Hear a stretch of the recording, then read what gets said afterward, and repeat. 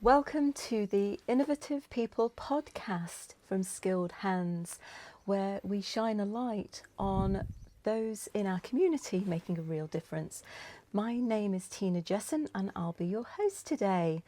And we're in the village of Tissington and we have Annie Maudling with us today. Hi there, Annie. Hi, Tina. So, tell us a little bit about what your business is, because it started quite a while ago. It did, yes. Yeah, tell us a little about that. Okay, so 29 years ago, I had a daughter at school and a son about to start school in September. And I was milling around what I was going to do, but being able to be at home for the kids. That was really important for me. I wanted to be a good mother, to be there in the morning, to be there in the afternoon. So a working at home was an option for me. My husband already ran his own business. We used to farm before all of this. So we were used to being self-sufficient, looking after our own business. And so when Ollie started school at the beginning of the September, we just had a week away in Ireland on the west coast. And I loved candles, and there was a candle maker there. So I went in, came out with a couple of bags full to add to my collection. And it was just on the ferry, I said, God, I fancy having a go at candle making. I got all these pots that I'd collected that had candles in. Right, yeah. But they were now empty. Yeah, we all have a few And things. I'd often wondered, well, I don't want to throw them. I want to keep them. And never thought about refilling them, but I was going to do something with them. And so Ollie started school and I got the daughter's candle making kit out. And that's it, really. Just played around for about 3 months on the kitchen table, made a bit of a mess. I'm a big believer in trial and error. I've always done that. I think that's how my father brought me up. Or my parents rather, but my father was more into making things. And yeah, I just went on from there. Yeah, and you started your business, which is called? On a Wick and a prayer. And it's not just one location now, is it? What have you? No, so that started in 1997, realistically in 1998, because we moved out from the kitchen table to the pigsty in our garden and put up a sign in the garden. So it was official. It's official, once yes. you get the sign, yes. Yeah. My husband came up with the name. He likes playing with words. And then after about 4 or 5 years, we started to get interest from other people, other companies, businesses saying, we've heard through the UK grapevine that you make candles and really good ones. Could you make candles for us? Oh. So it was a skincare company in Oxfordshire that was relatively new for them. And they said, we'd like to add a range of candles in. We'll supply you with the oils, the essential oils, and you make them. And it was like, yeah, wow. Absolutely. So how did they find you? Because this would have been pre-internet, really? It was pre-internet, the whole candle making sort of journey that seems to have come about. It has, particularly, hasn't it? Yeah, in the last 6-7 years. Yeah. It had started just before COVID, but when COVID came, everybody was home going, I'm going to make some candles. I'm good at marketing. Yeah. I'm good at this, good at that. Let's make some candles. And it's something you can do at home, isn't it? Yeah. Relatively. Yeah, I proved that. Yeah, and not too expensively either. No. So then, yes, this company came to us. Interestingly, you said, how did they find us? Yeah. Well, it was through fragrance houses. So there are fragrance houses that make fragrances for your hair products, your skin products, your household products, essential oils for your perfumes and those kind of things. So they had gone to find the essential oils that were being bought into this country, and they said, we're looking for a candle maker. And they said, well, we only know of one, really. Oh, wow. And that's up in Derbyshire. Get in touch with Candle Annie. Yeah. So that was Candle it. Annie being your alter ego. Yep. And that will come up later, I think, in our story. It will do. And that, some people who know me well may comment and go, it's not Candle Annie, it's Annie Candles. And I'm like, okay, I've got one particular friend. She said, you will always be my Annie Candles. So it's like, fine. I'm sure there's a few other names as well, but we won't go into those. So you went from your kitchen table into the pigsty. Yeah. In rural Derbyshire, that is quite a common thing to have a pigsty, isn't it? Because I It actually is. lived in a house that had a pigsty at the bottom of the garden, Yeah. and we turned it into a potting shed.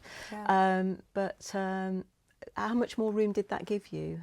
Well, it gave me the opportunity to be messy and just walk away from it. Although I'm a very tidy person, I Right. like everything organised. I'll make a mess. Yeah.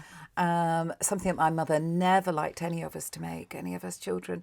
But I'll make a mess and then I'll tidy up after it. Right. Okay. But it just freed up the house. Although my dining room did become the packaging room I'm sure. and the dispatch room. Yeah. But yeah, it just, it was about the same size actually, but it was long and thin.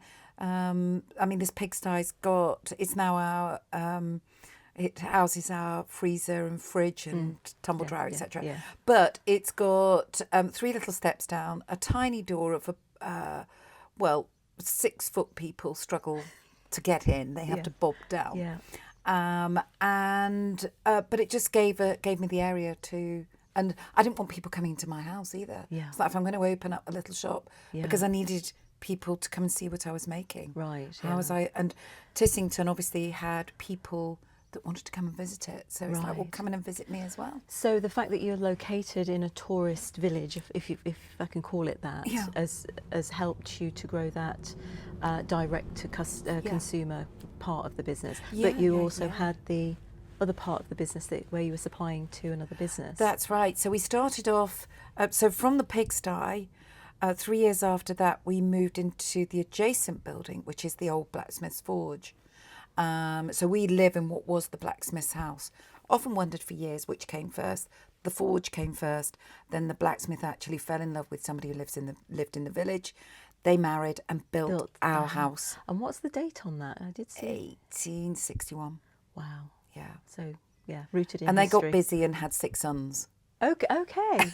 That's pretty busy. And the 6 sons worked within we've got some lovely old photos from about 1905. Yeah. It's great. Oh my goodness. Yeah. So you've brought a few of the things with you. have. Let's pause on the history for a moment and let's have What was your very first product? Have you got that? Or Well, something similar that here? would be pillar candles.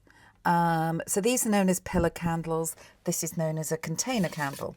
But the pillar candles gave me the opportunity to pretty much do any size that I wanted to. Yeah. I didn't have the mould, so I actually used drain pipe from the builder's yard.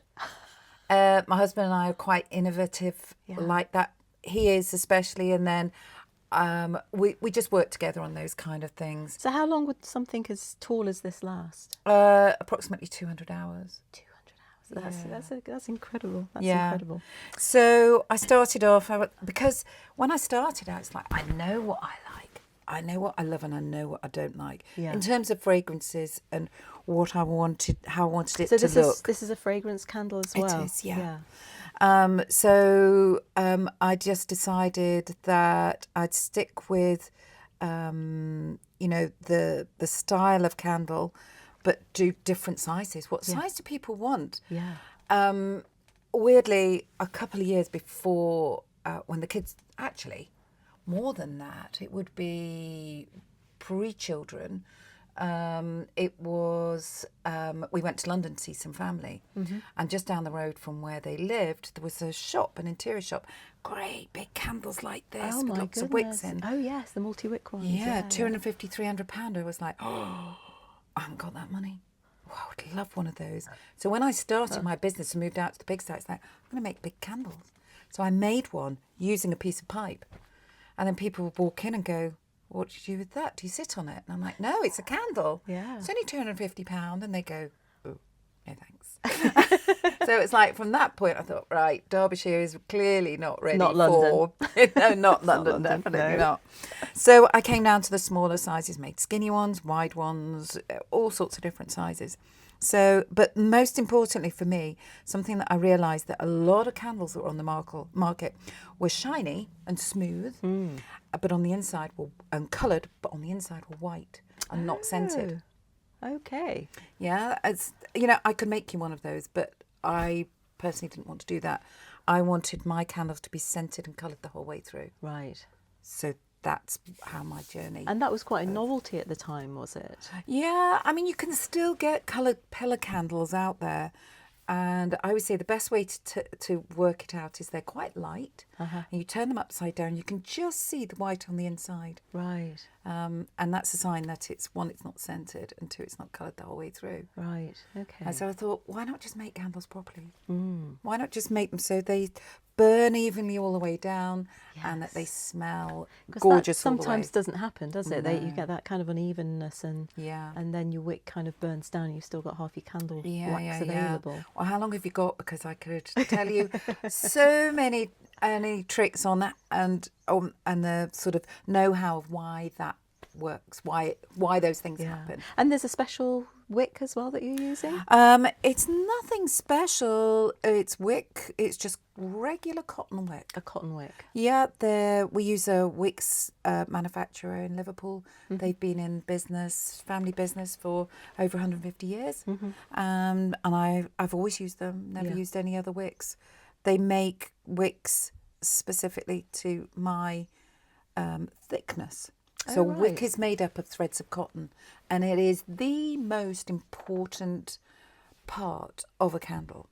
With the wrong wick in, you're doomed. Right. So this wick here, different threads of cotton we use, is about the count. So the more threads of cotton go in the wick, the wider the burn surface. The fewer the threads of cotton, the thinner the burn surface. So, and that can go up and down depending on what fragrance we're using and what colour we're using. Oh, wow. Yeah. Quite a science behind it then. Yeah, there is actually. Yeah. Wow. I've trained up about 20 candle makers over the last 29 years. And most of them go, gosh, after 6 months I thought I'd know it all. And they don't. No. And we're still learning. Even if we introduce a new fragrance or one of our clients comes along with a new fragrance, we have to do burn tests. We have to test it with the wick, the wax that they've chosen, etc. So yeah, there is more of a science to it. So what else have we got out on the table here? So you've got one of my moulds. So there's all sorts of different moulds that you can get, but I particularly like metal moulds. So this is what this comes out of. Right. And we've got them in varying sizes.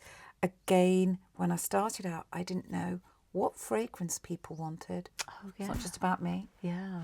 I know what I like, don't like, Yeah. and what shape they wanted. So I invested in 700 moulds Oh, my goodness. in 22 different shapes and sizes. Wow. So it was a big investment, but after about 3 years, I realised that actually people like cylinders or squares. Right. We keep a few of the more unusual ones, but I really like them. But people were just like, well, I don't know what dish to put it on. Yes, What do I it put needs it to be on? practical. I haven't got a triangular dish. I haven't got a hexagon dish. It's Yeah. like, it actually doesn't matter. You just Yeah. need to put it in a dish of some sort. Yeah. So yeah, Yeah. they're the moulds, and the great thing is they last forever. You can get plastic moulds, but if you get your wax too hot, they melt. Polycarbonate ones, they only last for so long. They eventually start to fracture due to the wax and fragrance eating into the polycarbonate. You get silicone moulds, but silicone moulds, they've become trendy again. They were around when I started, but I wasn't into novelty candles. But novelty candles have definitely come back, and they're made of silicone, so you can design them in any shape that you Right. like. Yeah. Yeah. But I just wanted to keep it simple, and that's one thing that I would say to anybody who's starting up a business: don't overcomplicate it. Yes. Keep it simple. Yes. So here I do all of my candle workshops, and I do. So we, being a candle maker, and also in 2017 we set up a another little business, and the umbrella for that is Eazicandle. So it's so that people can make their own candles at home easily. So it's like in a kit form? It can be in a kit form to start you off, and then you can just pick the products as you want them. Yeah. You just need a saucepan of water. That is Right. the only bit of equipment that you need. Right. We've measured everything out. We've made it easy so that people can be creative. Yeah. And that's in 2018 we launched that, and I ended up going on TV with Crate and Craft TV at Ideal Shopping. Did that for 3 years. But also then when I opened this, it's like, right, we've dabbled in soap making because it's a similar kind of thing. Yeah. You're melting a material down, Yeah. and you're adding fragrance and colour. So we created Eazisoap. So I do soap workshops here using Eazisoap, so people can just see how easy it is to do, and for them to be creative. And then during lockdown, our daughter was with us, and she likes to play around. She's very arty. So we got into a number of things, one including marbling. Oh. So you take a white product Uh-huh. and you colour it in these acrylic oils that float on water. Yeah. So I did a workshop last weekend, and it's seriously good fun. It's just like, my husband always says, if he stood still, I would marble him. I've marbled shoes, lampshades, vases, all sorts of things, bags. Oh my goodness. Yeah, just bring it back to life. Yeah. It's another thing that I love doing. Don't throw anything away. Yes, you're very good on the recycling and upcycling, aren't you? Love it, love it, love it. And then I do upcycling of clothing. So I do ice dyeing. So that's another thing I did with the daughter. Dyeing. You're going to have to Ice dyeing. explain that because I've not heard of it. Everyone else has. But So it is, it's tie dyeing, but Right. you use ice. I remember doing that in the 70s when I was a Yes. kiddie at school. Never Yeah. done it since. So with that, you just sort of leave it around. With this, you scrunch up your fabric, your white item of clothing, and then you use the dye colours in powder form, and then you put ice on, then you put more powders on, and then you just let it melt. Great on a warm day. So the melts ice melts. transfers the That's colour it. through. Yeah. Oh, my Yeah, goodness. and then you wash it, and then you've got, you know, like if you've got a pale or white piece of clothing, could be one of your favourite ones, and it's got a tiny little mark on that you can't get rid of. It's fantastic. Just reinvent it. Reinvent it. Oh my gosh, I'm already thinking what I've got in my wardrobe. Yeah, that's it. Well, that's what people do T-shirt, with marbling. jacket. They go Yeah. into their cupboards, and you can see them sitting there going, oh, I've got that and I've got that. I will just say the biggest item that I did. So about 12 years ago, I decided I wanted to set up another business. Okay. Running alongside on a Wick and a Prayer, and that was a knicker business. Always wanted to get I always wanted to get into Selling knickers. Sorry about that. But yeah, I just like knickers and underwear in general. It's like you can get some really pretty ones. So I thought that I'd set up a knicker and tie business, and I sold them alongside my candles and that. Anyway, I did that journey, and then I had to buy a bottom, a white bottom to show the knickers off. Yes. And then when I opened, I did it for about 3 years, and I was just like, my life just took another gallop ahead in the candle business. So I had to park it for a while. In fact, I parked it for good. But I had this bottom. When I opened up this, it was like, I'm going to marble my bottom. So I marbled the bottom. It's about yay big. Yeah. And then my husband made it into a lamp. Oh my goodness. And we how had it amazing. downstairs, and I sold it a few weeks ago. Oh my And this gosh. guy and his wife came in and went, oh, we love your bottom. It's like, oh, thank you. And then he took it home and he said, Annie, I need some boobs now. So I've got the top half to do next. Oh, wow. And make into a lamp. And that's a commission piece. Yeah. Wow. Yeah. But it's just, I did send him a photo the other day. I said, I need photos of your bottom in situ. Oh my goodness me. I mean, what's astounding about your story and about you as an individual is how amazingly creative you are. It's just insane. I mean, and I love to get people. There's quite a lot of people that come here and go, I'm not creative, I can't do this, I'm not very good at it. It's like, you will walk away from here and you will love what you do, because I've made it easy. Yeah. Easy for you to be creative. And I've got one lady in particular who said, I've never done anything crafty in my life. She's a similar age to me, and she's done 3 soap workshops with me, and she said, I love it. Oh She's even telling people around the table, you do this, no, don't do that. Well, I do this. And I was like, there you go. Yeah, you're See? getting it. Oh, Love it. yeah. Love it. yeah. And in the shop downstairs, how would you describe that? oh gosh, a bit of an Aladdin's cave, I would say. It is, it's an inspirational shop of all sorts of things. So we started off, when we opened up, I found these hurricane candles that we make, which we'll talk about in a short while. This is a design that one of my graphic designers has done for me to put into the wax, but I wanted to do one with a village scene. Well, when we open this, it's like, we've got to have a village scene. This has got to be about, products to do with Tissington village, because people are going to want to take them home. Yes. So I was just shopping one day back in January 2022, and I came across a woman who I already knew about. She worked in a kiddies clothes shop, and there were her cards on the side. And I went, oh, who's this? It's mine. And I went, oh, I love your style. Would you do one of the village for me? So she did that. It's painting downstairs. And then from that, we've extracted the whole thing or parts of it, put it onto cards, put it onto fridge magnets, tea towels, cushions, candles. Is there a jigsaw I saw down there as well? Yeah, jigsaw. Yeah. We actually have 3 miles of felt in 28 colours. Oh my goodness! The fact that you know how Yeah, my maybe husband by the mile. That's what my husband worked out. It really is an Aladdin's cave. That's a really, really good description of it. Yeah. So yeah. tell me a little bit about the hurricane lamp. Okay, Candle. so this came about. A number of people, and through trial and error, I found that if you didn't get the right wick size, or if you didn't burn it correctly, you got this crusty wall. And a lot of friends would say, oh, well, when it's gone down, I just put a tea light in there. And another lady who found us, and she wanted us to make some candles similar to something that she'd found in America.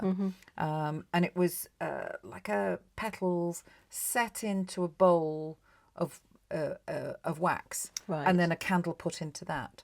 So that got us thinking about, well, how about we make a shell and get rid of the central bit, and then just Wow. have it as looks like a light, looks like a candle, but it's really it gives a really warm and cozy light, unscented, because not everybody likes a scented candle. When I first made them, I was so excited. I put the tea light in, and after about 4 hours, I picked it up and the tea light base came out the bottom. Right, yes. So first problem. So we put a little bit of a wooden square in there, and it sat on that, and then that was movable. So then we now set a little glass dish like this. That goes in the bottom of the Let's have a candle. look. Oh, right. So it's actually moulded into the bottom, Yeah. into the base there. Yeah. Yes. And Wonderful. then you just put a tea light in. Some people say, oh, can I put a bigger candle in? But the thing is with the tea light, it sits low. You've got your flame inside, and it illuminates the whole of the thing. shell. Yeah. So if you put something in that's taller, You miss you'd out lose all that. Exactly. Yeah. And the design on this is gorgeous, and you have lots of different designs. Yeah, we actually need some more, but again, it's time to try and, finding the time to design something that people are going to like. But this is probably our most popular design that we've ever done. Right. So Has the dragonflies and the bulrushes. Yeah. So this was done by a graphic designer that I've worked with for nearly 30 years. And so we put the design and we send it off to, we send the file off to our fabric printers in Derbyshire, and they print it onto fabric, and then the fabric comes, and Sarah made 25 of these yesterday. So it's a special blend of 3 different waxes, quite hard. Important that it's translucent as well. Wow, yeah. And one of these takes all day to make. So is this actual fabric then? It's fabric set into the wax, so you can't feel it. No. You can't feel it. It's hidden My or gosh. set. I mean, how creative. Who would even think? I mean, gosh. I think we are the only people in the UK to make them like this. So I originally started out using flowers, dried flowers, Yeah. like red roses on stems, wheat, what was the other? Pink larkspur, blue larkspur. I'm trying to remember all the different things whilst having a hot flush. That's nice and red, isn't it? Things we have to put up with. Yes, it's only 10 years. But yeah, so, and orange slices and lemon slices. Oh, yes, yeah. We made them for the RHS Yeah. shops. We made them for National Trust. We made them Oh, my for goodness. a company called Cox and Cox. Mm-hmm. I think they were the ladies who started Not on the High Street all those years ago. But I made them with lace in. And that got me thinking about, well, if we can put lace in, we could put fabric in. Yeah. And then, of course, dried flowers, dried bunches, dried stems were very trendy back in 2000, 2005. Yeah. And then they literally went. dried up and No didn't pun bother. intended. Well, no, exactly. But I used a company over in Shropshire who just grow flowers Right. for that reason. But what they were doing was nobody wants them on stems anymore. We're actually growing them, drying them for confetti. Oh. So I was like, oh, but they're really popular. And she was like, sorry. So, any advice or tips you'd give to our viewers that are interested in starting a business or have a business that they're trying to grow? Have you got any thoughts on that? I think that if you feel in your heart that you really want to do something and believe in it and be passionate about it, like a skincare company that came to us in 2019. When was COVID? 2020, wasn't it? 2020. 2019, they came to us and said, we want 14,000 candles making. Can you give us a price? So Ed did all of that. Yeah. He's the mathematical mind. Did all of that. And then the day after we furloughed everybody, they came to us and said, can you make those 14,000 candles for us? Oh, gosh. Yeah. So we did. Did So you we manage, did. Do you manage We to did, pull yeah. it? My husband and I, and we roped in our daughter Emma, who was in South America at the time. It's like, you need to get back on the first available flight. I know you're not coming back till the end of May, but get back now. Yeah. Otherwise you'll never get back and we need your help. So 7 weeks, and we down at our other unit, we poured 14,000 candles for them. Yeah. It's amazing what you can do, isn't it? It is.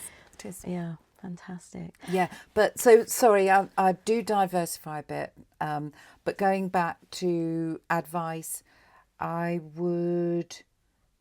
think what I need to do, and I am learning to do it, is just rather than say I'm a yes person, Yes, yeah. don't just dive in to say yes. Give yourself, whether it's 30 seconds or 30 hours, to think about it and say, can I just have a think about it? Yeah. I guess over the years I've been worried about, maybe I suffer with FOMO.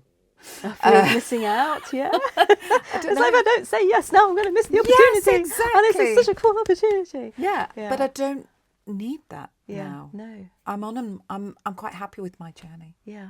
So yeah, I would don't rush into it. But yeah, I think there's more that I could probably advise people on, and I do like to help people on their journey. Yeah. Definitely. Yeah.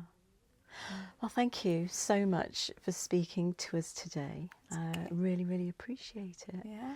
And don't forget to like and subscribe, and we'll see you next time on the Innovative People podcast. Until next time, bye for now. Bye.